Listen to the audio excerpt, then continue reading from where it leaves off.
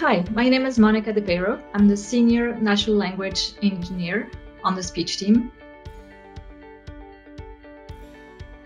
Multilingual considerations have several dimensions. There is a difference between an assistant who can speak English or Spanish and an assistant who can speak English with a degree of understanding of Spanish.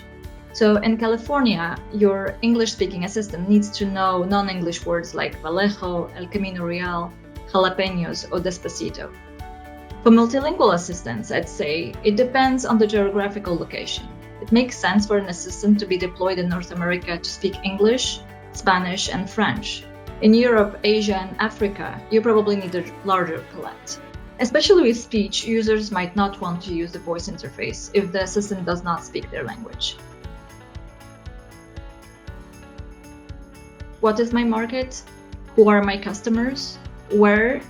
In what conditions is my assistant going to be used? If your assistant is going into a car, you can expect some degree of formality. At home or on the street, you can expect people to speak in a less formal way. Like in other domains, it's data, data, data. Machine learning is based on data. For T2P training, you need a phonetic transcription lexicon, a dictionary with pronunciations.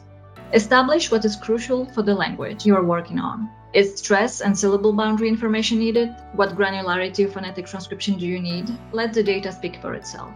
An initial intuition or hypothesis is a good lead to explore, but then it must be validated with tangible results. If the results are not there, that's probably not the best solution.